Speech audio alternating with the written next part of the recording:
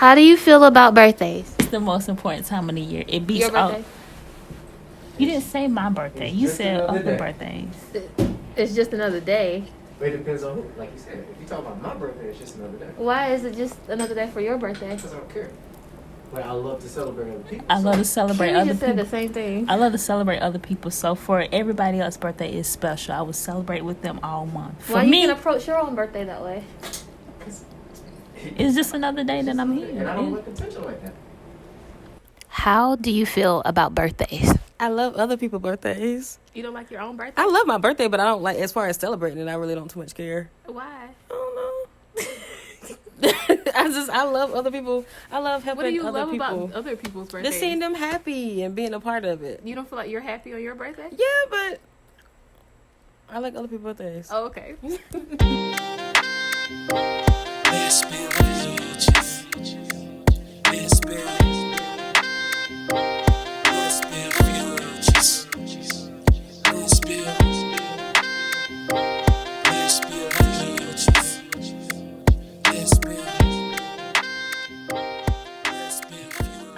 Hey, what's up, builders? It's your girl, Antoinette the Blogger, and you are now listening to the LVF podcast. This is the birthday episode. Yay! And I just turned dirty 30. And I have, as always, Spa Danny here with me. Hey builders, what's up? It's your girl Danny. You know, Spotty, all that good stuff. But yeah, she done turned a year older, so yeah, get ready for this episode for y'all. What do you mean get ready for this episode? She's been running out all month. Like all she says, "Oh, it's almost my birthday," or "I'm doing this for my birthday," or "It's my birthday." It's my birthday. So yeah, I've been hearing that all month. So I'm over it. Aquarius season, yes. Right. So you know I gotta represent for Aquarius Nation, but Spa Danny, what's your zodiac sign? I'm a Taurus. Almost Gemini. When's your birthday? May 19th. Right at the cutoff. Right at the cutoff. And you gonna be 30 on your birthday? Yup. How you feeling about that? I feel great. Another year. Some more wisdom. Some more litness. I feel like going into my 30s is about to be like real lit. I feel like my 20s was like me getting up and trying it again and failing and all that. But I feel like now that I'm going into 30, I'm like, okay, I see what you did there, God. It was a setup. It was a setup, and like I'm excited about my 30s. Yeah. What about you, Dirty 30? I feel like I started kind of getting it right at like 28. And then 29 was a really good year of like, so 28 was like self-discovery, 29 was like self-appreciation, and then now 30 is just like me just showing up as my full self. Yeah. And so I feel like I can take that with me in this next decade Mhm. and just like fully, you know, you always have like this idea of the woman you want to be. And I Mhm. can see a lot of the things that I've always wanted to be actually, you know, for me to actually be embodying a lot of those things. Right. And I'm just excited to like share that with the world and to like just Right. enjoy living. Yeah, I think for me, like 28, I think I was still trying to get it right. Like I was still like kind of in a confused state. But like 29 for me is like a mixture of like still trying to get it right, but at the same time, like I'm releasing a lot of old stuff. I'm moving past like the 20-year-old me and the 20s, and now I'm like, okay, by the time I get to 30, by the time May comes, I'm like, oh, I'm gonna be her, like the person that I want to be. Like I feel myself moving into that version of myself, and like I'm really excited. Why do you think like we think of 30 as like the official I'm grown age? I think we, especially as a Black community, it's like I'm officially grown at 30.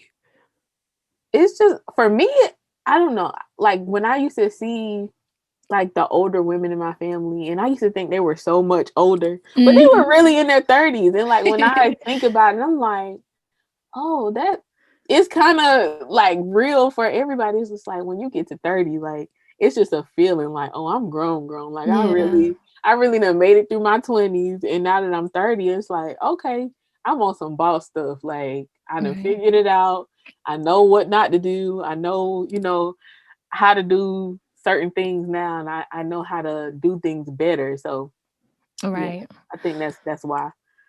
One thing I did notice was and I think we talked about it last year on the birthday episode, where it's like I think 30 is also that age where as a woman you start getting those questions a lot more often of when you're going to settle down, like when you're going to have a family, whenever when are you going to do certain things.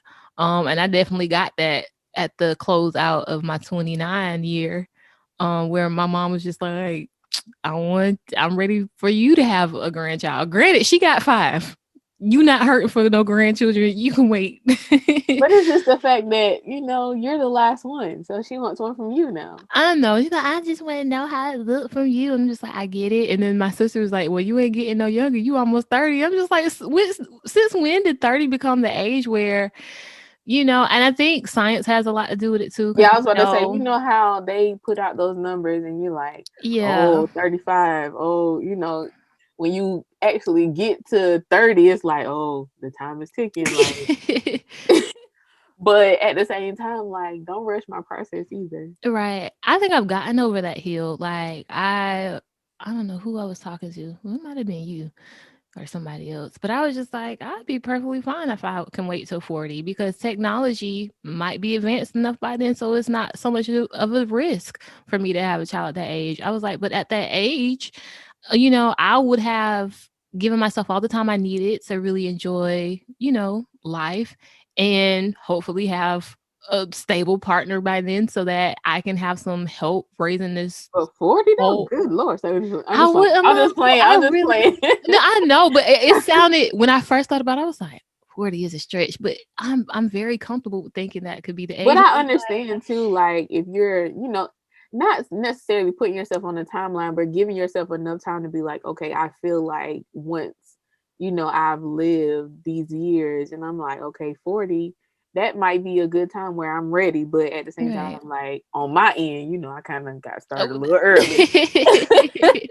But I'm actually glad it happened how it happened because it's just like I'm actually growing with, my son, and we're both like evolving together, and he's like making life better in a sense. And it's just like, had I waited, had life, been differently, I don't know if I would be as happy as I am now. Like having my son and being able to raise him, like I'm actually like in a good place. And I'm like, I'm kind of glad you came when you came. Like it was really a blessing. And it's just like, by the time I am 40, I'm like, bruh, we gonna be out here just killing it because he's gonna be old enough to like really do his own thing. And I just feel like that's just like it's a real good place for me, for my life. It's just like we're growing together, and like once he does reach a certain age, I can look back and be like, oh, like we really did that together, Shit, at 40, I can have a babysitter and nanny or something. But I don't like, honestly, like speaking from experience, like I don't think you're gonna want to. You already know that. I'm just kidding. Like I feel like if you wait till 40, like you can actually take some time off of work and be with your child. Like, and that's what I'm thinking. It's like it'll be more stable. And a lot of people, you see it all the time where it's just like y'all gonna be 40 carrying around infants, and that ain't gonna be fun. And I'm just like, first of all, if I'm financially stable in other ways, emotionally stable, mentally stable, I have a stable home to invite this little person into, I would be perfectly fine. I will carry that little thing around like it ain't nothing. Hey, why you gotta be a thing? Because I don't know what it may be, and I only want one of them. It gotta be a thing. I only want one of them. But either way, like I was telling, I don't know, like I was saying one of these days last week to somebody. Maybe it might have been you. I don't know. We had so many conversations. Right. It probably was me. saying, you thinking like, oh, I'll be ready at this point. You never gonna be truly ready. Right. But at the same time, like I get where you like kind of want to plan some stuff out and get some things together before. Cause like when my son came, like it wasn't the ideal, time, but at the same time, it just allowed me to grow up faster, Mhm. And get through things a little bit better. But at the same time, it's just like they come when they come. When God decides to allow you to have a child, it's just that's his time. Listen, because it's always if you have a slip up, I mean, yeah, but stuff only coming. but That one but percent that might be switch, possible. that maternal switch, like it instantly kicks in, and you just like, I do what I got to do for my child. Like it don't matter. Yeah. So, is it true what they say about Taurus?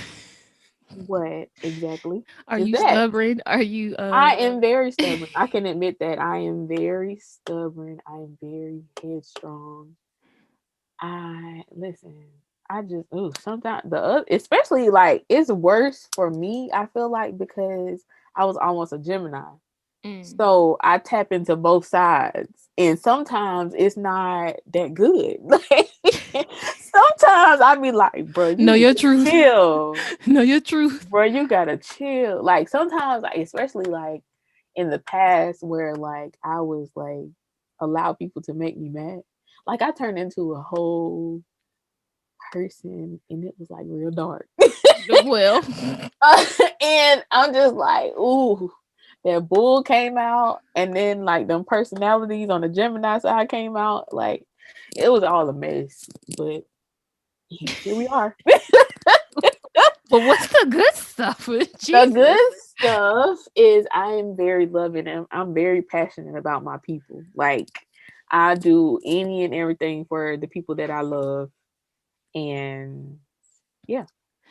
Y'all, if my best friend don't do nothing else, she gonna get some pictures of me made. I have I so feel many like pictures you of need those myself. memories though. Like it's like one thing to have it on your phone, but it's another thing to like have it and you see it on your wall and you're like, oh yeah, that was a dope picture of me. Or oh yeah, oh I look good in that picture. And you can do whatever you want because you got the picture right there in your house. Yeah. That's just how I think. And I know that you think like that, but you be forgetting. So I'm like, let me do this for her. Let me help her out. So just to Because one of these recap, days you're gonna need them pictures. and I appreciate because I got the other one right below like my big picture in my creative room, with all the little notes and everything up there. I didn't change anything, so I'm gonna hang it up one day. You welcome. But just to recap, y'all, like so she drove me down to like one of the beaches that are like close to us. We got a really nice hotel. But she doesn't like to drive, you guys. I don't like to drive, but like she just took care of everything. And even when we got back and had my birthday party, like just going above and beyond, like to make me know that like she loves me and that I'm special. So I thank you. Like, and I know I said it before, Girl, but you already know I appreciate you. no. And like I said on social media, like, it's one thing for us to be seen by like a lover or even by a family member, but sometimes like we need somebody to go above and beyond to show us like, oh, I see you. Oh, Mm. I appreciate you. Like, you go above and beyond for everybody else. And sometimes you just need that person to remind you, like, oh, I am special. I am loved. I am appreciated. So, that's why I just gotta make sure that you know that. And you do it a lot. So I'm just waiting on your birthday because I'm gonna run out. I am. Okay, whatever. But aside from that, I think the theme of the first half of not the first half because it ain't been a half yet, but the first start of like my 30s, the theme that I wanted to touch on is I just want to be a woman. And so what I mean by that is a lot of times we assume this superwoman identity in Oh, a lot of ways. yeah. And it's like, and other people will allow us to assume it, right? Mm-hmm. But then you have to think, it's just, you get to a point when you get mature and you get older and you start thinking about how you want to operate in life and how you want to invite other people into your life. And you think No, I want the space to be imperfect too. I want the Right. space to be tired. I want the space to be moody. I want the space I to want it to look like whatever I want it to look like. right. I want the space to be able to fall apart. So I just want to focus on that and get your thoughts about like that whole, I guess, perspective. Well, you know, we always talk about it, but like for me, like I feel like I'm always superwoman, like always. I never get to turn it off because I'm a single mom and my family always come to me with something. And you know, most of the time I can carry it well, but also like when I actually like sit down at night and I'm like, dang, like sometimes I just need, you know, somebody to be like, are you Mhm. okay? Or do you need anything? Or, you know, what can I do for you? Or what do you need help with or whatever. And so sometimes it can be frustrating or whatever, which is why on the more spiritual side, I have um deepened my relationship with God because I'm just like, if I can't depend on man, I know that I can depend on God. Like I can Right. depend on him to help me to carry these burdens. Even some of the burdens that I put on myself. Like sometimes I put on the cape when I don't even need to. Oh, it is so embedded And in it us. yeah, and it's so like, you know, you just become a robot sometimes and you're just like, all right, like you ain't even had to do that. But it's just like it's just there, you know, like you said, it's embedded. So um I just sometimes I'm learning more in 2021 to give myself space to not be superwoman Yeah. and to take the cape off and throw it in the closet and just be like, nope, you're not getting it today. Like, Right. no, you're going to be an individual and you're going to focus on your individual needs, not nobody else's. And it's Right. okay if you don't answer the phone. It's okay if you put your phone on do not disturb. It's okay if you just throw a pizza in the oven for Jordan. Like, it's okay. Like, it's okay if you don't stand in the kitchen and cook. Like, it's okay to just be Right. you. So, I feel that too. I was like, sometimes I just don't want to be super. mhm. And it's a conversation I've had with, it's a theme I've had, with men throughout my life, but also like recently, it's a conversation that came up, and I would get irritated with myself when I was like, when I got moody or whenever I didn't feel like being, social or being on, and I'd be really hard on myself. And I had to kind of explore that. I'm like, why do you have such an issue Mhm. um, with being imperfect? That's number Right. one. And then, someone was calling me superwoman, and I was just like, I don't like that. And I Right. had to explore that reason too. I'm like, why don't you like that? Because it feels like, it's I'm no space obligated. for me, right? It's no space for me to be imperfect. And I Mhm. need that space. I need that space to be irritated. I need that space to be moody. I need Right. that space to not be on one day and to And like I be a need the space to mess. know that it's okay to be Right. moody or irritated. Right. And I need the space to be a mess and understand and know that I don't have to put my cape on today. Because a lot of times it's not me putting my cape on. It's not that I'm super. It's that I care. It's that Right. I'm intentional. Which a lot of people, when they get in connections or when they get in friendships or, even with family, they're not intentional and they don't care enough to, Right. fulfill someone else's experience with them. But because I do, it comes off as if I'm doing a lot outside of what I should have to do. But it's just Right. like I do it because I enjoy helping Yeah. other people. And it's a lot, you know, a lot of people have not had those experiences. So like the things that we do that are natural and that are normal for us, a lot of people don't get to experience that on a day-to-day basis. So Hmm. it does look super to them. You know, and it does feel like, oh, she's so amazing, which I am, but it's it's the person that I am. Like it's my personality. It's like I care for you, so I want to make sure you're okay. I want to make sure you're taken care of. Yeah. But I need that energy reciprocated. Like I Right. can't just be all this for you and be super, as you say, you know, and save you all the time. Sometimes I need saving. Right. And when I'm running on E, I don't want you to feel as though I'm tired of dealing with you. That just means Right. I need to recharge. I just need You the could space to recharge. Right. right, and depending on the person, because I know I'm someone like even if I am getting um, poured back into, I still have to pour back in myself. So Right. um that's something I'm learning too. It's like you can have somebody on the other end that is, putting back into you as just as much as you put into them, but Mhm. you have to always go back and pour your own stuff back into your own self, Sometimes you and just keep need that to relationship withdraw right. so you can recharge in your own way. Yes, keep that relationship with yourself no matter what. So in 30, I can definitely see me transitioning out of a mindset where, and I didn't realize it was as bad as it was because I've, spoken about it multiple times about like being imperfect and being true to yourself and all this stuff in the third. But when we really talk about like the ways that we are conditioned and the stuff that's embedded into our identity and into our psyche, it takes more than just one conversation or But one acknowledgement. it's also like thinking about it like, yo, I've been conditioned this way for all my life. So it's Mhm. not gonna be just one conversation. It's not gonna be just one day that it's Right. just gonna change. I have to literally unpack and repack, unlearn and Right. relearn how to do stuff and how to choose myself in moments and recharge and understand like, okay, this is not a moment where I'm irritated with you. I'm irritated with myself because I need to recharge and All the time. and and I need to take a moment. And it's not always you. It's a lot going on. So I'm overwhelmed and I need to Mm. just take a step back and go plug up my battery and then I can deal with whatever else is coming. But Right. right now I just need to take a step back. Yeah. And I think I spoke about that on Twitter last night, the whole conditioning conversation. And I'm just like, we don't understand that when it comes to breaking the ways that we are conditioned, that one, we are what conditions each other. Mhm. Like we condition our friend group, we condition our family. Like it is us. It's not no ominous big bad, the man. It's us. Right.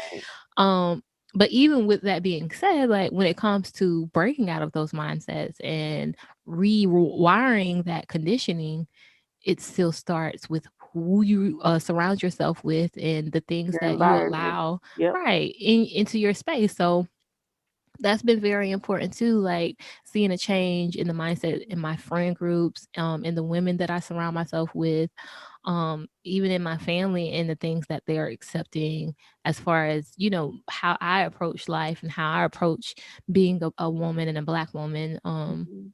So yeah, it's only up from here. Yeah. um One thing I do know is I'm gonna always be dealing with this damn 5-year-old I got I within think that's myself. I think that is an ongoing part of life Yeah. because especially I think especially for us, right? Like our 5-year-old kind of had to grow up fast Mm, and was never really celebrated like she was supposed to be. So mm. now that we can create that space, she's like, "Oh, let me out!" Like Child.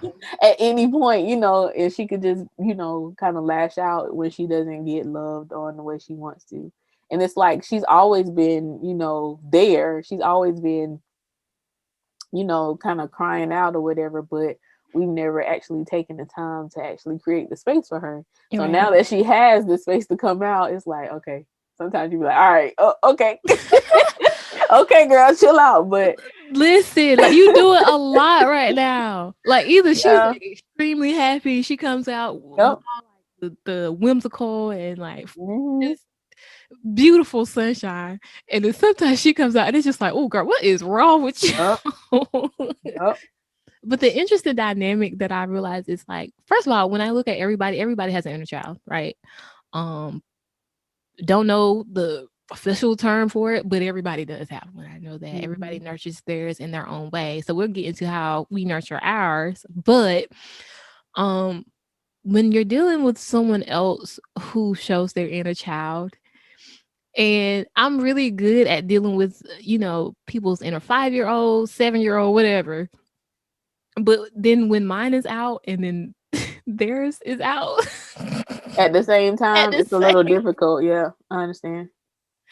Have you ever experienced anything like that? Like I said on one of these episodes, I haven't really been in a lot of relationships. Mhm. So I really can't say that I have dealt with a lot of situations where I had to deal with I think it was more so mine, like screaming like, "Can you see me? Can you hear Mhm. me?" For the situations that I was in. So I don't even think like the situations lasted long enough for me to see their inner child because of the barrier that was already created, Or within sometimes we them. learn to suppress it with some people because they don't make space for it. Well, I know I suppressed it a lot, but I'm saying like Mhm. seeing theirs, like that guys want to be seen as hard, and they Oh don't want yeah. to tap into that side of them.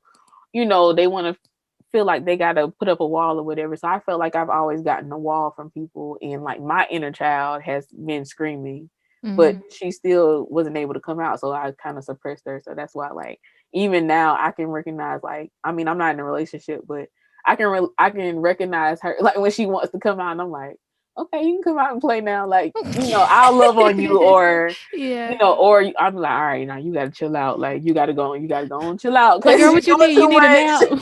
What you want to eat, girl? And most of the time, it's because I need a nap when she comes out, because it's just Are you like, hungry?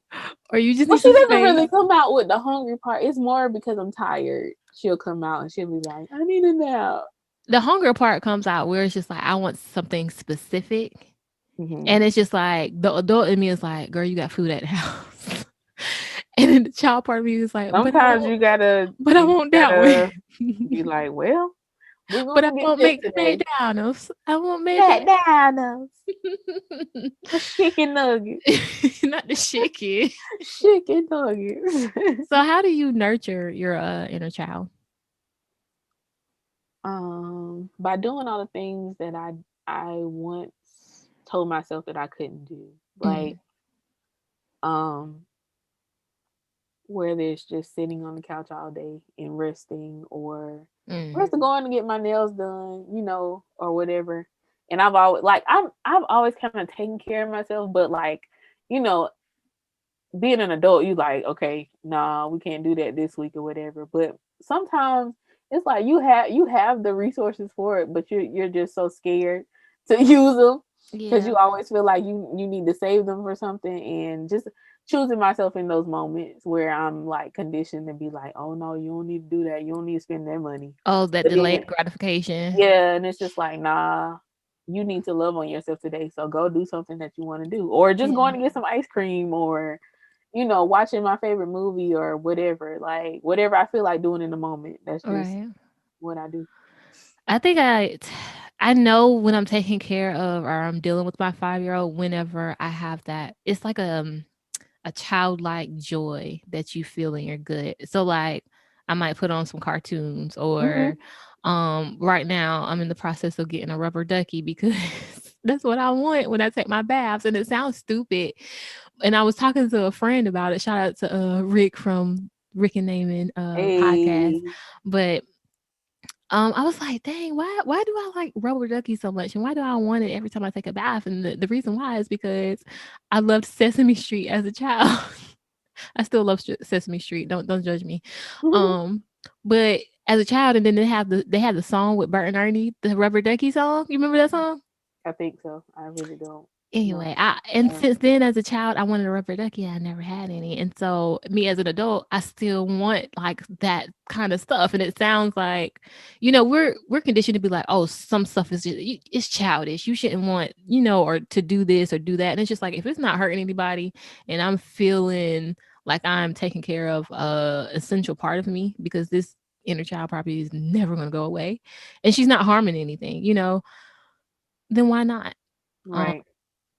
it could be something like we were saying earlier, like when I get irritated and I feel like I'm being unreasonable. And a lot of times it's because I'm sleepy. That's how I take care of her by giving her the things that she needs. And of course it's all me. I'm taking care of me. And a lot of times nurturing that inner child it looks a lot like self-care because that's what it is. Hmm. Um, let's transition a little bit and talk about like friendships and adult relationships, friends transitioning and evolving with the better version of ourselves. So I don't know if I discussed this before on the podcast or not. Maybe it was just a random conversation I was having without the mic on. But I think that the most important piece you have to have in any connection, whether it be a friendship or relationship, is having that ability to evolve, because we as people change. Mhm. And I think late 20s and then entering your 30s is when you realize that not every connection has that ability, and that it is okay to walk away from some things that aren't serving you. So true. And a lot of times you can look into your own connections and realize the ways that they are evolving with you, and that you get to, like, with our relationship, our friendship, it's evolved into like a whole nother level. I think we were talking about that the other day, where it's just like you kind of level up every so often, Mhm. because our friendship has the ability to evolve with us. So how do you feel about like that stuff? um, I guess like I'll start off with like our friendship. Like I noticed, like I don't know what. Oh, I do know what happened. What? It was like when you was dealing with your vulnerability issues, Mhm. and I kind of called you out and told you like how it made me feel. Oh yeah. And I was like, but afterwards I was like, bro, like we just reached another level, because I'm just like I, I'm not gonna say we've never been in that type of situation, but it was like really big for me to be like, okay, nah, this ain't gonna work for me. Like, because normally like our relationship flows like good, but Mm. like I feel like the older that we get, like we kind of run into like certain roadblocks, and it's just like, okay, we're gonna address this like now Right. before it gets worse. And so like I feel like that was one of the first times like we actually like had like one of them heart to hearts where it's like, all right, bro, like you gotta do something about this, because this ain't gonna work. Yeah, she was acting like she wasn't gonna talk to me. I was like, oh hell. Nah, but like I felt like an outsider in her life for the first time, and I was just like, yeah, I don't really like this, so I'm gonna call her out on it. I'll And call a spade a spade. I can tell. So I'm transitioning into a new connection with someone, and y'all already know I talk about vulnerability issues all the time up here, but it's not just for the sake of talking. Like, there are actually issues, and I do this show so that I can confront myself all the time. But that doesn't mean that I'm good at it all the time in my actual life. And so I was not keeping things secret, but I didn't want to talk about them. And when I was talking about them, because she was the only person I was really discussing like the connection with, and when I was talking to her, it was just like I was still very guarded, still didn't want. I was uncomfortable just talking about it in general, and she called me out on my shit. And the first time she was calling me out for a while, and then she told me one of them last time. She was like, "You do this again, and I ain't gonna talk to you for a couple of days." And I did it again without knowing I did it. And her ass was really not about to talk to me for a couple of days. And so we had to have like a real conversation. And in the conversation, like, not only did like our friendship evolve, but like she made me come face to face with why I was having such a hard time talking about it. And I ended up crying. And yeah, I it mean, was still a release, like you released the why in mhm. that moment, and it's just like, okay, I'm okay. Like this is okay for me to do, and we evolve from there. All right. Now, on my end, since you would call me out, Go uh, ahead, because I knew it was coming. my head all bobbling. Um, we had a situation where somebody made my best friend cry. And if I could like They didn't necessarily make me cry, but it was the situation, and I right. suppressed it, and I did not realize how hurt I was, because Right. I'm always like, all right, I'm good, and I just move on from it. But no, She I was really not. wasn't good. She was capping. She was I not was good. so, and then the situation made me so mad to the point where I like just broke down and cried. But I Right. needed that. I Now, really. granted, we've been friends 10 plus years, best friends at least 10 about 10 years, so probably a Mhm. little more. I don't know. Lost count. Um, I had never seen her cry in person outside of a funeral or That's death. bad, y'all. I know that's Y'all, bad. I I know didn't it sounds realize that. bad. I didn't realize it. So she texts me and she's just like, "You busy?" And you could feel energy over a text like that. So I called or whatever. I had just been waking up from a good old nap too. And I was just like, I had put the phone back down after she had texted me. I was like, no, let me call her. And I called, and immediately I was like, what's wrong? Because she was trying to act like wasn't anything wrong with her. And as the conversation progressed, she broke down crying. Y'all, I'm tearing up on the other side of the phone. I'm just like, I don't know what to do. And I realized I was like, why am I having such a hard time with seeing her cry? It's because I had never seen her cry before. You had to get loud like that. Yes. Because that's how it happened in my mind. Like, I was just like, what's happening? Like, why? I know, like, I get emotional when other people get emotional because I'm really empathetic. I was like, but why does this feel like this? And I was like, you ain't never seen her cry. Y'all, and it was like, even in the moment, like I kind of still dried it up. Like I cried for probably like 2 minutes. I take that back. I had seen you cry before. It just had been years. And it wasn't for a death situation. It was What for I cry about? it was a person that had made you cry. Who made me You cry? remember that day we was you came home.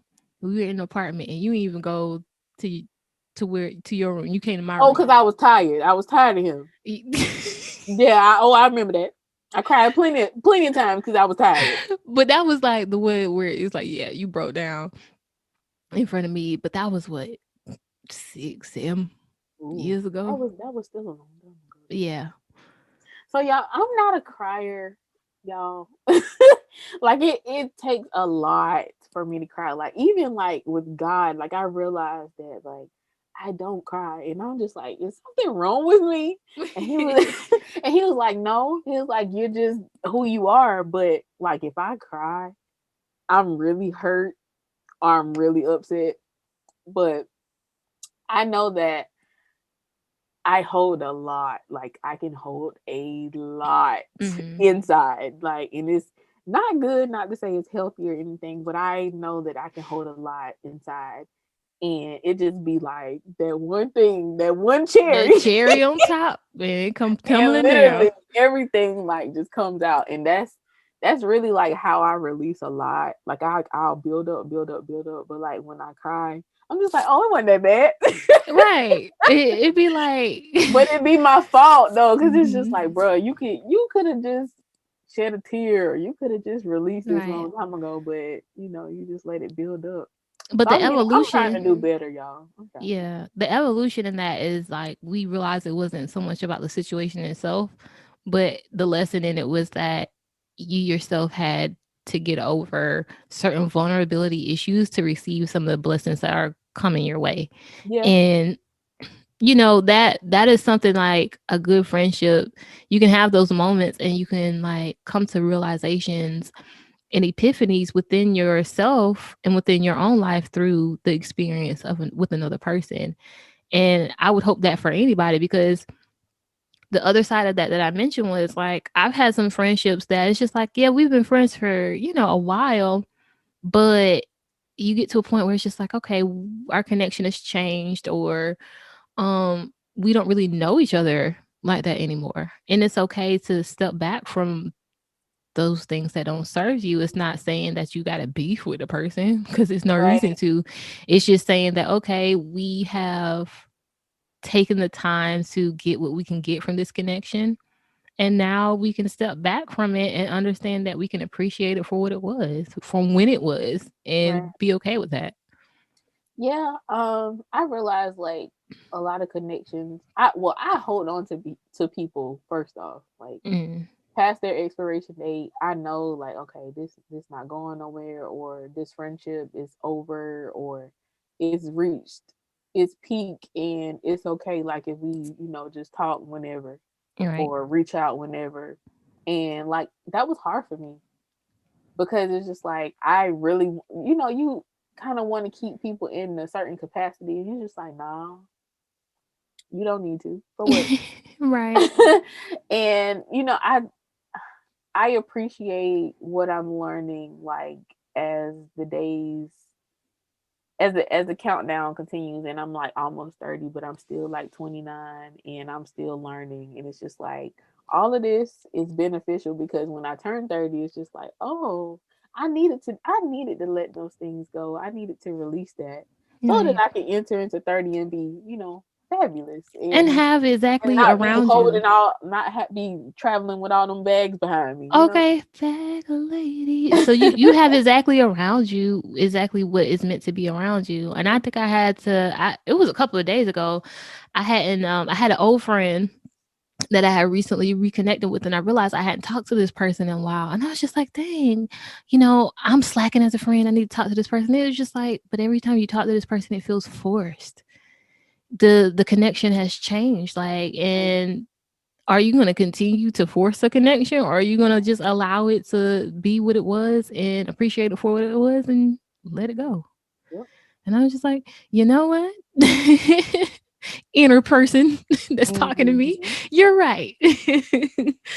So that's what I did. And I was just like, okay, well, if they reach out, I'll always be available for a listening ear or a shoulder or whatever. But as far as like continuously feeling like I have to maintain certain connections that are not the same, we're not doing that no more in Nope. 30. We're not draining ourselves. Like we did enough of that in our 20s. Like all I can say is I'm here for you if you need me. That's Or I it. wish you the best with whatever. And Like I'm not tracking you down either. yeah. Like And I'm just like, cause it's so many times where I beat myself up and be like, dang, I should have checked in on that person, or dang, I should have reached out. And it's just like, bro, you got a whole lot of stuff going on. Like it's okay if you don't be the one to reach out all the time. And it's right. like, I'm good. And you just have to keep reminding yourself, like, you're okay. It's okay to be in this space. Mm-hmm. Because for me, I'm just like, if I say I'm here, you can hit me up whenever, or whatever the case may be. Like I got you. I'm not gonna keep checking in Right. on And you. I'm not gonna keep repeating myself. At all. You need to know whenever you need to reach out to get whatever support or help you need, because we all got a life. And I had to realize, like, a lot of my issue was not taking people up on that offer because it was a genuine offer, but just because people weren't hitting me up as many times as I wanted them to hit me up, then I'm thinking, oh, well, I'm dealing with it on my own. Like, girl, no, you had a whole support system they were telling you literally, if you ever need anything, we're here. Because Right. they weren't always in your face every day, pulling you out of whatever issue you had with like going to get help. Then you just assume help wasn't there really available for you. But no, that's not how this works anymore. And Right. so if I ever tell you I got you, you can hit me up, actually hit me up. Because guess what I'm not about to do? Keep hitting you up telling you I'm here. Okay, I'm not about to keep screaming in your face. I just nah. The next thing I want to talk about is like embracing that we don't know all there is to know. I think I'm getting to a point in life where I made peace with like understanding that there are just some things I'm just not gonna know in life. The existential questions that we try to like argue each other down about on Twitter, or the conversations we have at the dinner table where it's just like who's right, who's wrong, we don't know because there's so many different possibilities. We'll never know. So I kind of made a deal with God. I'm like, God, when I die, just let me ask all questions I want to ask so I can know all there is to know, because I'm not going to know all there is to know in this life, not in this form. Are there any things that you struggle with, like not knowing?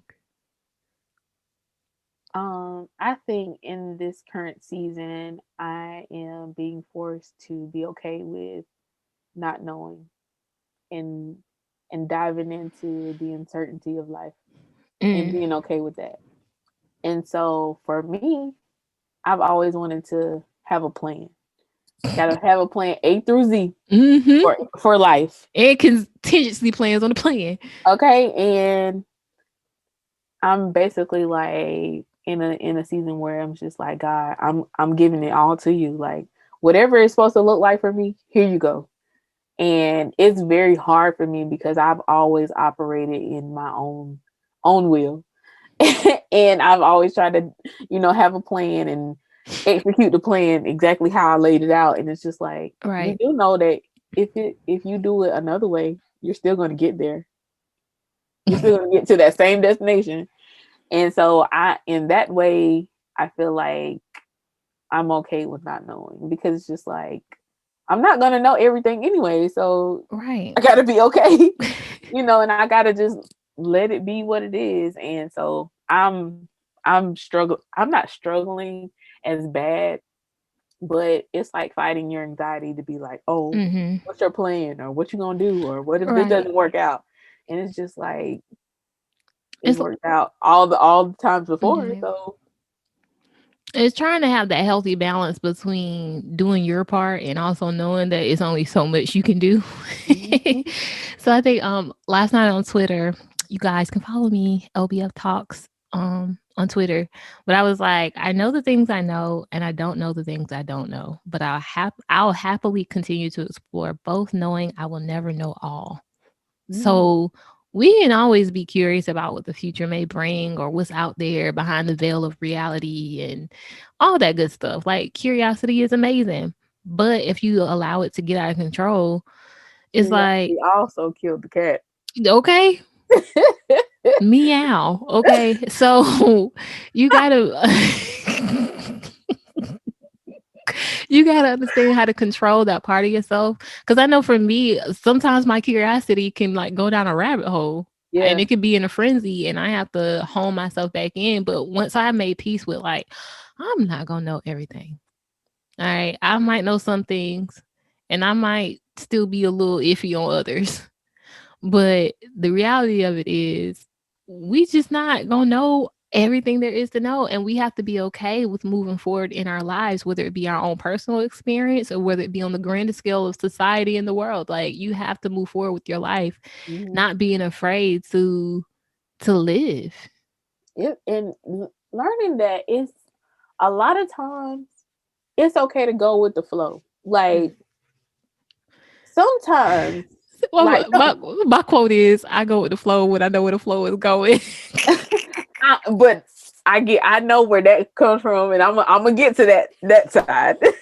But I'm talking about in life in general, like just going with the flow of life and letting life guide you to those places where you're supposed to be.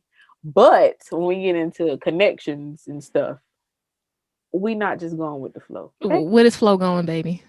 Because I need you to have a clear path. Like we can go with the flow long as we know that what direction we're going in. Like we can't just be out here and just be like, oh yeah, we're going with the flow.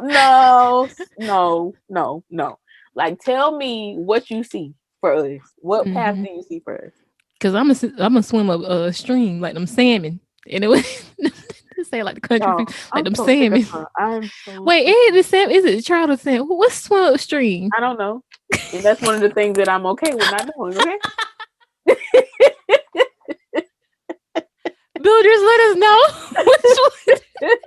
I don't eat fish, so I don't know nothing about it. Yeah, no, nothing about that. But yeah.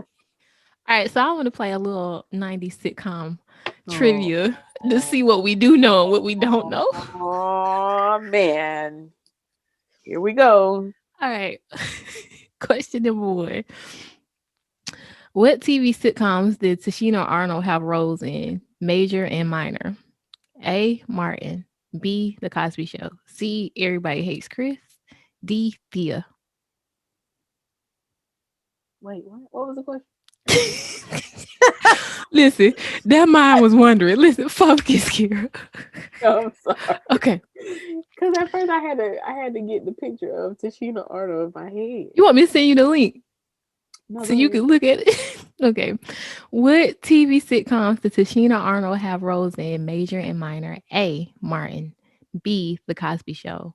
C. Everybody Hates Chris. D. Thea. I can pick 2 answers. Yeah, it said major and minor. Martin. Yeah. Everybody Hates Chris. Yeah, it's Pam. Why you was apprehensive? Because my mind is just not connecting the two. I don't know why. First of all, it's a little early, so give me a minute. Okay. Number 2. Ooh. Jada Pinkett Smith got her start on what sitcom? Entanglement. Second one. Entanglement. You said that damn voiceover. Okay. A, The Fresh Prince. B, The Cosby Show. C, A Different World. D, The Jamie Foxx Show. Where the hell is that on? Because I think. Where did she get her start? I know the answer to this. You want to read the choices again? Yeah. A, The Fresh Prince. B, The Cosby Show. C, A Different World. D, The Jamie Foxx Show.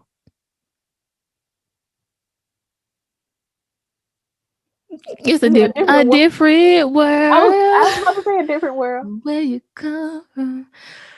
A side note, y'all, I've been rewatching the Jamie Foxx Show like It's right so before I good, go to yo. sleep. It's so funny. Like he is Oh underrated. Like my that God. man is so talented in like his comedy level. Listen, I love him. I love him. All things Jamie Foxx. I love him. Okay. Elise Neal played the love I interest don't of even know who that is. Let me finish. My bad. Go ahead. Elise Neal played the love interest of Dwayne Martin on what sitcom? A, All of Us. B, The Parenthood. C, The Hughleys. D, Between Brothers. Who is Elise? She Cause I know people's faces, but I don't know their names. you would know her face. I just don't know how to describe her. But I think the answer is All of Us. Because Dwayne Martin is, the Real Husbands of Hollywood. The one that be I know skinny. who Dwayne is. Okay, so you remember that show? That show used to come on like CBN or I something. might do, but it's been a while, so I don't. Yeah, Y'all let me know if I'm right, because Netflix. this thing ain't got the answers. Okay, come on, phone. You know your phone retarded. What's your favorite shows from the 90s though?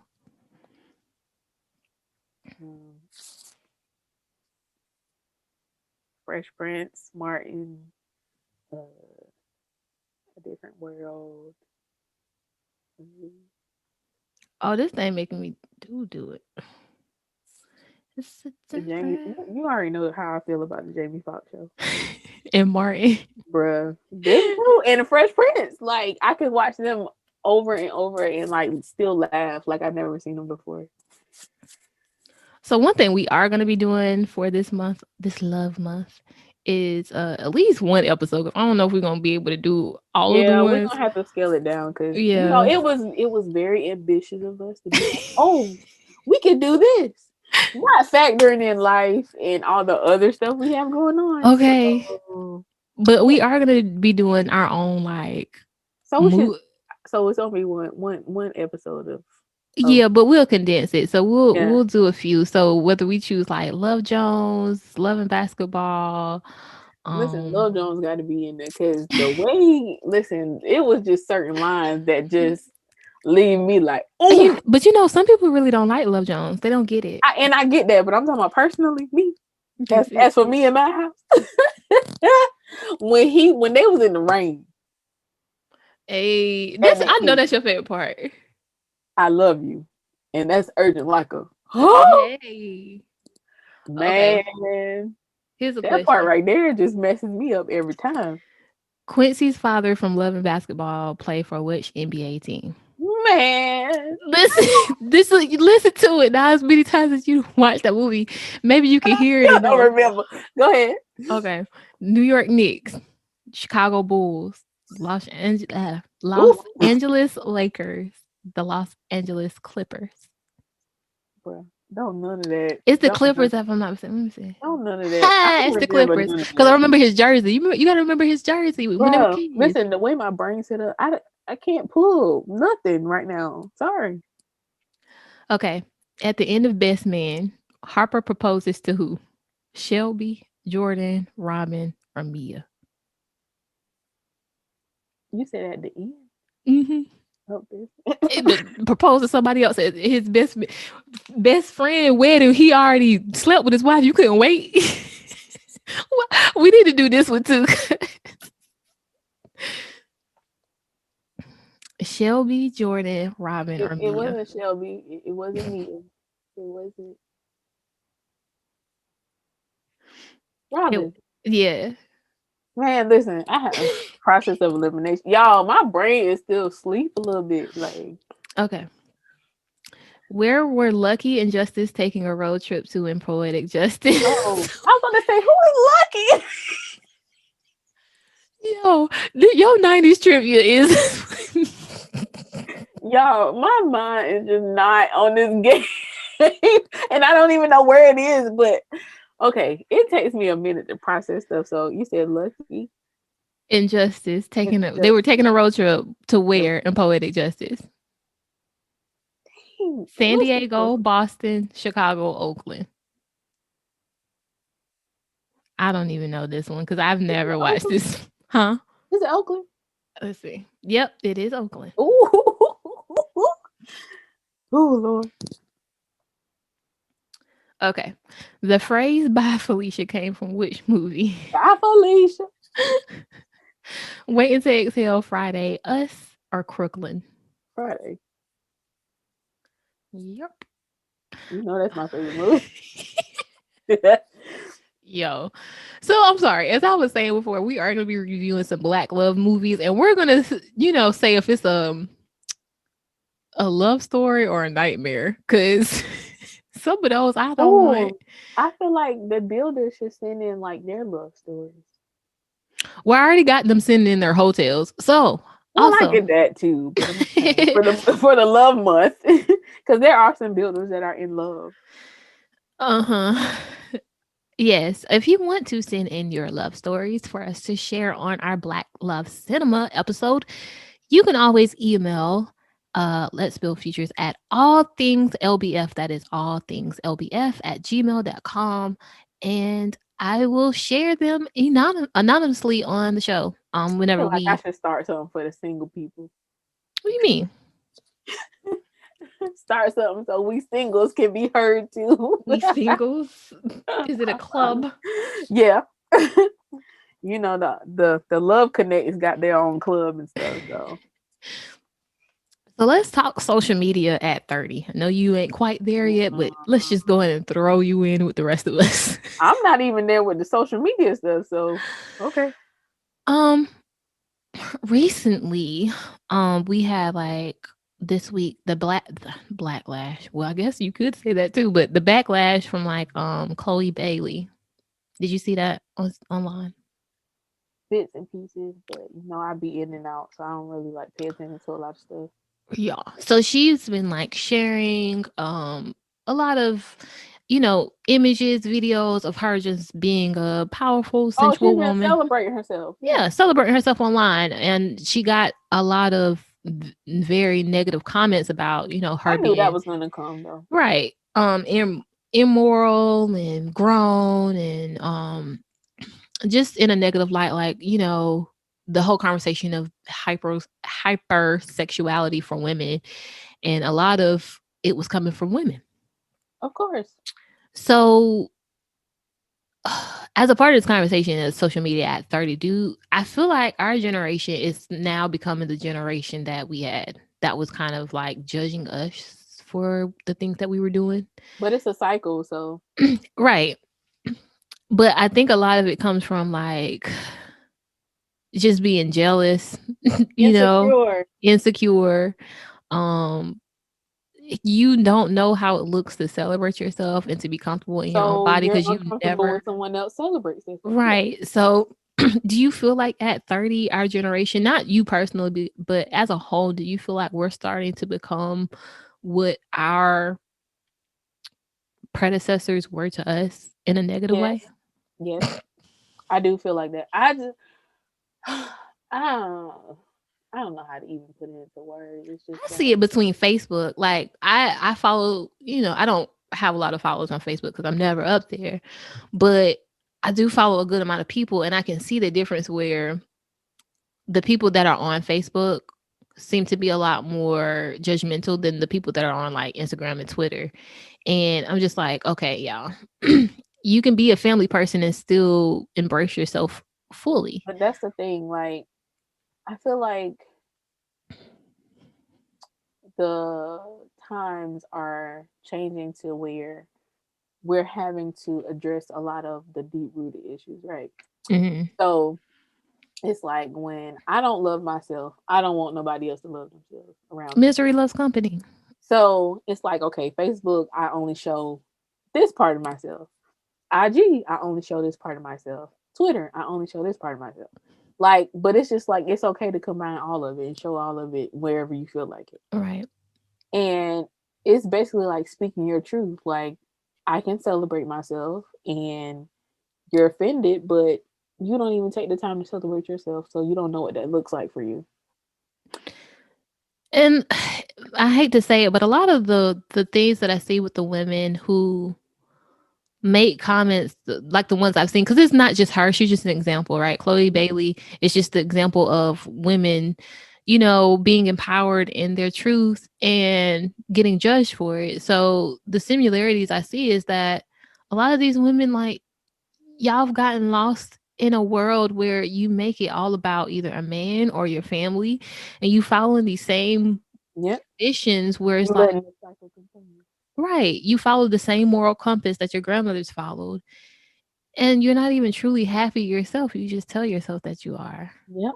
Or tell yourself that this is how I have to be. Right. don't. Meanwhile, when's the last time you actually like enjoyed yourself in a real way where you weren't There's so looking many people that don't even know what being alone looks like. looks like? Like, or choosing yourself in the moment. Like, they don't know what that looks like. And it's real interesting when we have this conversation where people will say, well, a lot of these women look for validation online, but I'm like, when you're married and you make your whole life about your marriage and your children or whatever, you look for validation from your husband and your children. So I don't know why you're focused on someone else and how they're experiencing life when you need to be cleaning up your own. So that's just a little nugget It's to another situation recently. Like, I seen where it was like one of the people that I follow, like, she had a birthday party, and the people that chose to help her celebrate were like the churchy people, right? Mhm. So, but people forget, like, they're kids, they're young adults, like, they can enjoy themselves however, but because of religion and how you think that people are supposed to act. Mhm. And so I guess like one of the people that was there shared videos online, and like the church people saw it. So like they just, like, I know they ain't out there drinking. I know they ain't out there twerking or whatever. And I was just like, y'all so judgmental till y'all just look stupid in the face. Cause I'm just like, you do know one sin is not higher than the other. And this goes over people's head so much, and I just be like, y'all. But even still, I'm just like, your problem is you don't know what celebration looks like. All you Mhm. do is sit in the house all day and spectate. And if you wasn't And in the gossip. house spectating and gossiping and out here trying to do something that makes you happy or celebrate or go somewhere and get out of your house, maybe you wouldn't have time to see the type of stuff that you see, Right. but that's just my 2 cents. You better speak on it, sister. Listen, I'd be so tired of these people. That's why I'm not really on social media. Like, I'm Yeah. on social media for my business purposes, but when it comes to personal stuff, like, I just get so irritated. I'm just like, let me go ahead and withdraw myself, because when I start speaking my mind, I'm gonna cut a lot of people. So let me just go ahead and remove Right. myself. Because even like, so I had a moment where it was just like, you saw the pictures I took for my birthday. But for me, it was just like, girl, you 30, you gorgeous. Like, it took a really long time for you to get to a point where you didn't care about how anybody felt about your body and your shape and your type. That it's just like really just being appreciative of who I am. And so I was just like, you know what? This might not be for everybody, but I'm gonna share it. Like, at the end of the day, I don't care if you like it or not, but for me it's art, for me it's expression, and that's what I dive into whenever I try to share any part of myself online. And I was just having a conversation the other day where it's just like, let's be clear, nobody can shame me for what I share online because I share it with intention. Yeah. So you can't run to tell nobody, oh, look at what she did, and think I'm Right. gonna be embarrassed, because at the end of the Right. day, if I do choose not to share on certain social media platforms, it's out of respect for how that other person feels. And usually it's just my mama. That's it. Yeah. So, and I don't feel like having that conversation. But at the end of the day, if it ever becomes a conversation, understand, then I'm going to stand in what I did and I'm not going to be Right. ashamed of it because there's nothing to be ashamed of. So when you take ownership of your image and your persona on social media, you use it as a tool, which I was having that conversation too with someone. It was just like, once you understand why you're doing the things that you're doing and the purpose behind it, nobody can take that from you. Right. So when you're intentional with what you do, nobody can say this is why you're doing it, and for you to sit there and feel as though it's some truth or validity to it and be shamed about it. No, I know I shared it. No, I'm not ashamed. If you feel some type of way, I don't know what to tell you. It's a button, that they That's it. made, and it's unfollow, Mm, unfriend. But also, like, I had to check myself too, because like I'm also in the season where I'm like appreciating my body and appreciating how I look, naked and naked, like naked as in like no wig, no weave, no lashes, no makeup. No, I've never really been a makeup person, but when our but face was beat for that birthday, though, listen, honey, y'all need to go back and look at them pictures, honey. y'all go look That at was the my pictures. first time getting my makeup professionally done. But like, I'm glad that it happened when it happened, because had I not been going through the stripping and the stripping away of things that I was hiding behind, I would have never been able to like wear the makeup proudly and be like, Mhm. okay, I know that I'm beautiful with or without the makeup. But like, it's been places where, or points in my life where I've shared for likes or shared for validation, and sometimes I had to check myself and I'm like, okay, am I sharing this for me, or am I sharing it for the likes, or am I Right, sharing it for the validation? And I'm just standing in my truth and knowing that, okay, you have to validate yourself, right. so that regardless of if anybody comments on it or likes it, you know that you're beautiful and you know that you like the picture. Right. So And I think that's one of the things, like the fact that you even ask yourself that question. Because for me, I'm like, I've never been a particularly popular person. I've been a likable person, but popular is a stretch, you know? So it might be some days I might get a couple likes. Guess who don't care? Because I've learned to be validated without the gaze of other people.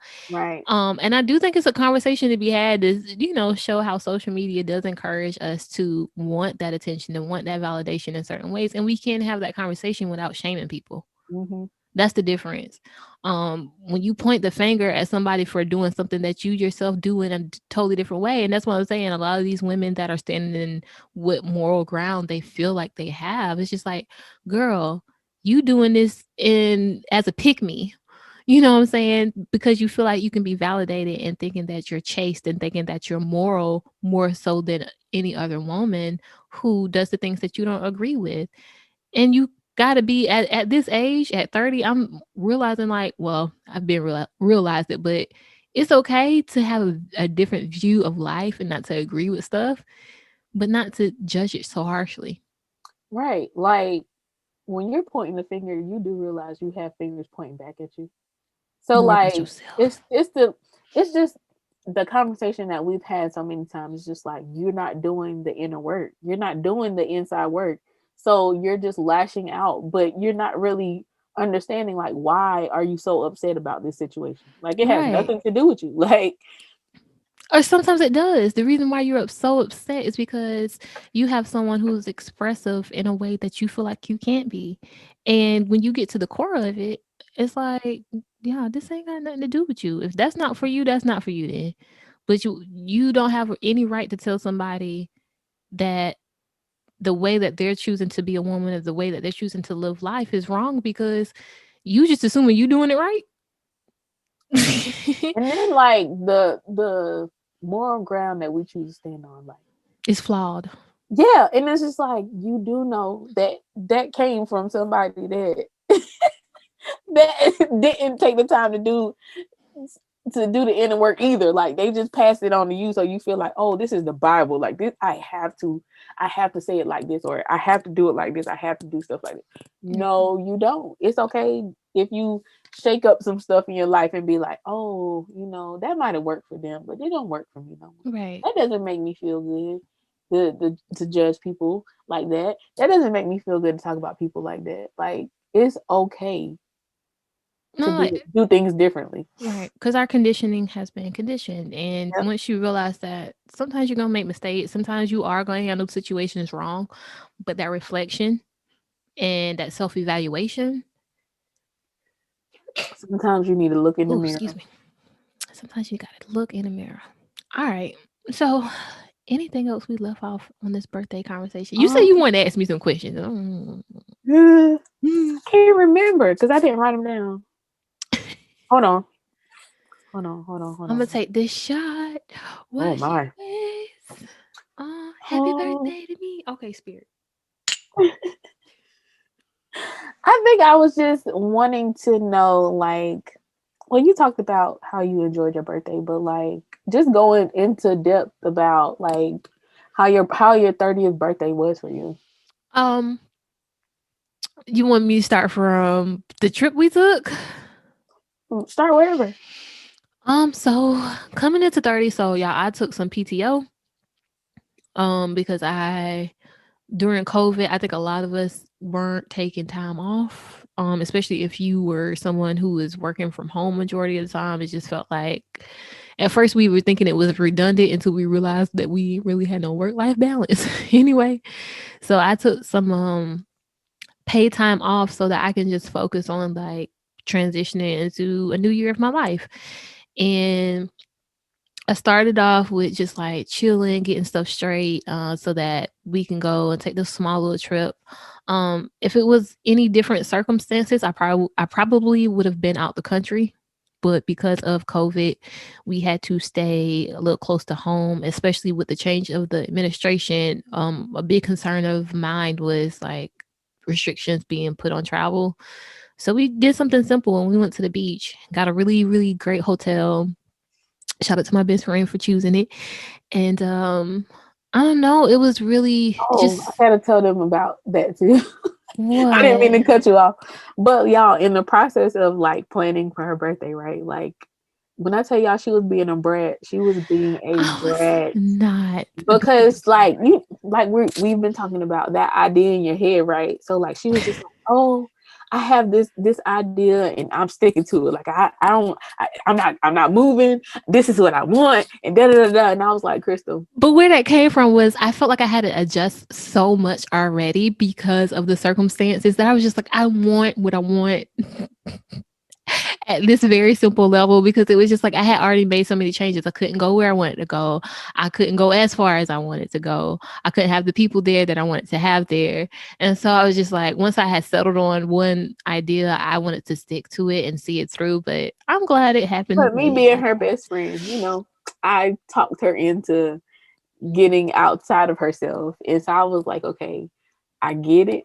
But at the same time, we gotta think outside the box a little bit. So I was just looking at some stuff, not like everything. She was kind of shooting me down a lot, but I was like, all right. I was like, okay, I'm starting to get like where's she coming from? I'm starting to paint the picture in my mind. So I was like, okay.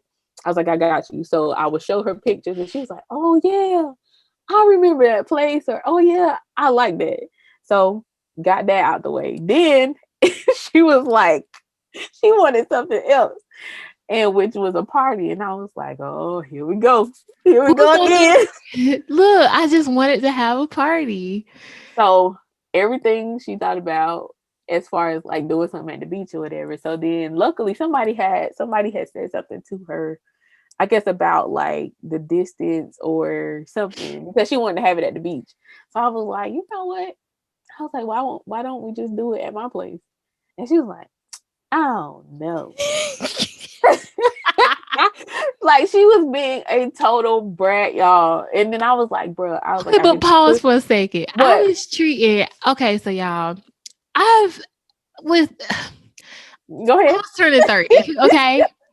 And for Her me, inner child was out running around, y'all. she was. Wild. But when I realized, I was like, once I had decorated your place and everything, I realized I was like, I'm treating this like I'm getting engaged or married. And I was like, this is how it's supposed to be. Like, you're not supposed to wait for like someone else to come in and like be able to celebrate a monumental moment in your life. This turning 30 was a big deal for me because in my mind, my spirit just feels like it's still 21.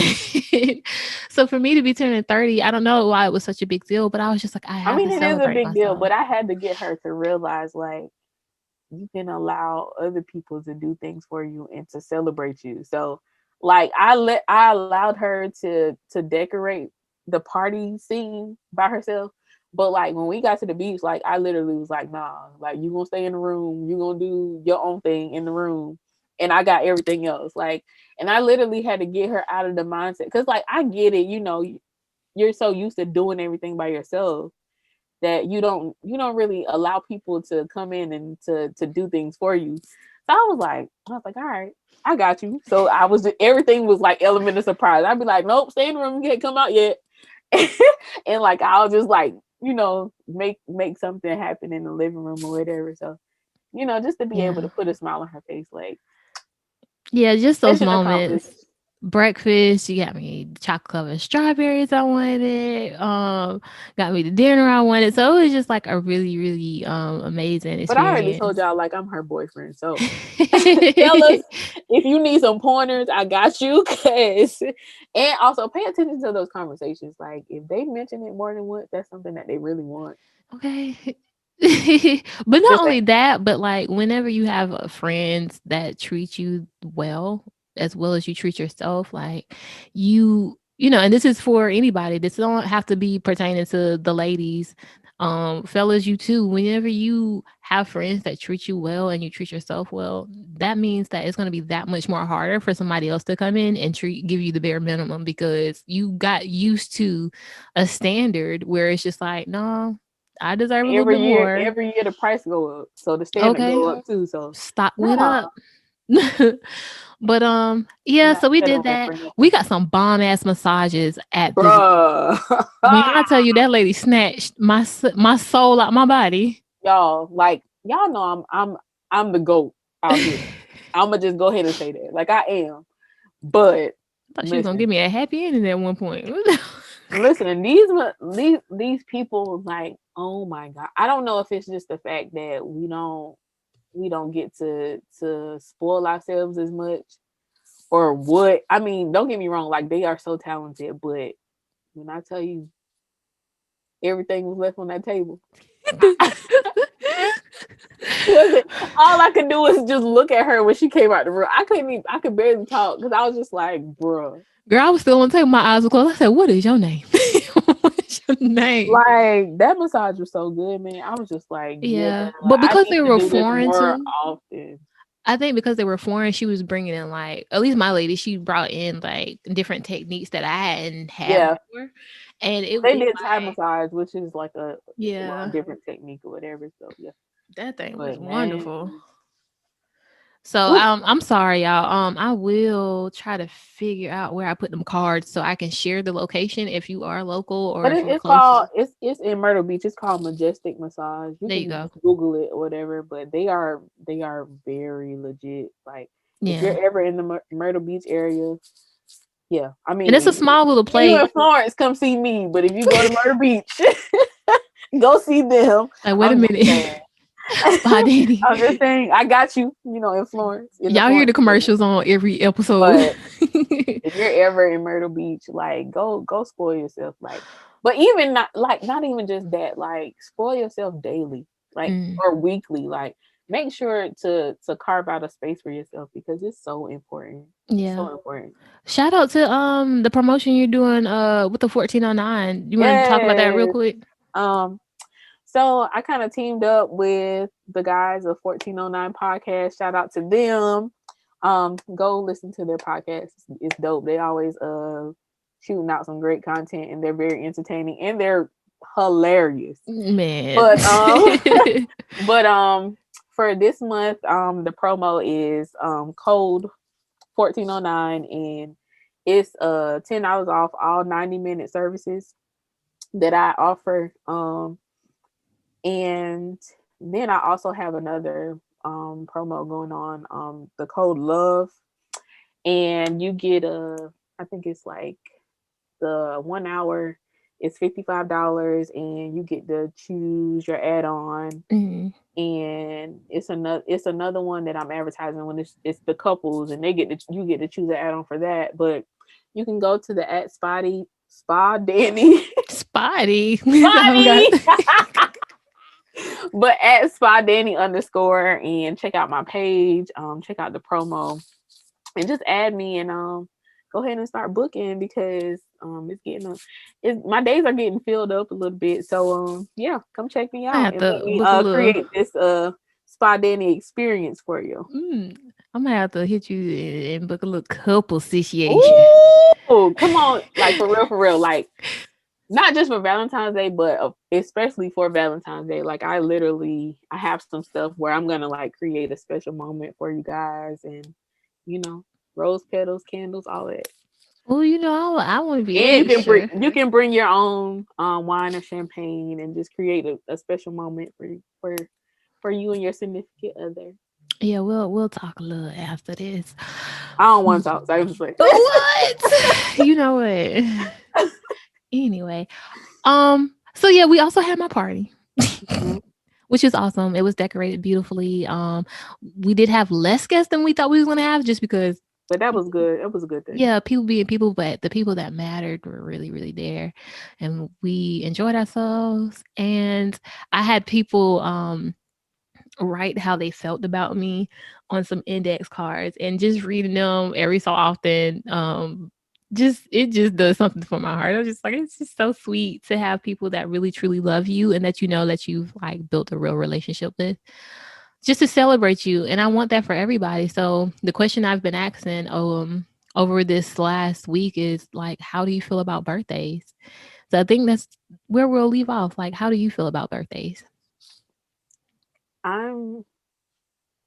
I love celebrating birthdays, but I'm not good with the party thing. Like for myself, I don't do the party thing. Mm-hmm. I'm not a partier. Like I'm good with just chilling and not doing anything. Like I can celebrate the fact that I turned a year older, and celebrate that it's my birthday, but I'm good with just chilling. Like I don't really have to do a lot. But when it comes to like celebrating others, like I like to go above and beyond. But for me, I'm just like I'm on chill mode. Like I can just not do anything and be fine. Right. That's been a consistent answer with this question. And for me, I'm going to say, y'all see how I do it. Like for so long, I feel like I've been like modest in a way that's been like the strict definition of it. And so me embracing that inner child, me embracing my womanhood, even, I like the extravagant. I like the over the top. I like being able to say, you know what, I'm going to just create this space for me to just flaunt all the good stuff I want to flaunt, and put something together so that other people can be over the top with me. And, and that's part of LBF events, but that's also just a part of how I look at birthdays as well. And that's including with myself and with other people. Because a lot of times when somebody tells me, oh, I'm not big on birthdays, I just be like, okay, you might not be, but I am. So we doing something for your birthday. Like, it's not like for me, it's not another day. For me, it was the day that God said, you know what, I'm going to create this person. I'm going to put this person in the world for other people to enjoy and for them to share their gifts. And to me, that's so special. That is so special that I cannot believe so many people don't see that. And when I think about it, it's just like sometimes I get sad when people tell me they don't celebrate their birthday, because I'm just like, especially if it's someone I care about, I'm like, I love you, like, why wouldn't you want to celebrate yourself? Like, I wouldn't have you in my life if you didn't exist, if it was not for this day. You know what I'm saying? God could have picked any other day, but he picked this one. And so we're going to celebrate on that day. And that's how I feel about birthdays. As y'all can tell, she's the extra friend. I'm not extra. Very much so, but yeah. Anyway, she got mad at me because I told her I didn't want to party. I ain't get mad at you. It was just like Yeah, it's you was like, 30. you're what? You're not a party. You don't want to Because have a party. the No, I first thing we don't. said that we You were gonna already do. know I don't like people. You see how irritated I got after a while at your party? I love all of y'all, but that's enough. Like my battery was on low. Well, that's because we had been running around. No, it was also because there was a lot of people in my house too, and it was just like I love y'all, but y'all gotta go. Anyway, you you go house up for your birthday because Not that a first party though. I didn't say it had to be a party, but we doing something. I didn't say we weren't gonna do anything, but you know you love this party idea, and I'm just like, nah, I'm To okay. me, it don't have to be a whole party, but it's like it could be just me and you, and I'm gonna like decorate the tables and stuff. Like that's just how it is. Oh. Exactly. Yes. Please don't. But, Anyway, you know I'm a little boy. Like I don't like all of that stuff. let me close out this episode, ma'am. Go ahead. So builders, it's your host K Antoinette, and you can follow me at K Antoinette _ the blogger on Instagram, or you can follow the Let's Build Futures page at Let's _build _futures. You can also visit the website at letsbuildfutures.com and stay tuned for more. I'm also on Twitter at LBF Talks. Send in your emails. I do have a thing going on right now where I'm saying send in your hotels. But you can also send in your love stories too, I guess. Don't do that. I'm playing. Send in your good love stories and we can share them on our upcoming episodes at allthingslbf@gmail.com. Hey, singles, y'all can hit me up. That too. And I don't think it's anything I missed, but thank you for joining us for another episode of the LBF podcast, and we'll be back soon. Bye. Let's build futures. Let's build. Let's build futures. Let's build. Let's build futures. Relax, heal, and embrace a better you. Spa Danny offers quality yet affordable massages customized just for you.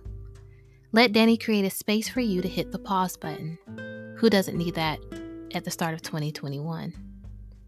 Why not start today? You can call or text at 843-687-2079. That's 843-687-2079. You can also message her on her business page at SpaDanny _ on Instagram, or follow her on Facebook at SpaDanny LLC. You can also book online at SpaDannyExperience.com.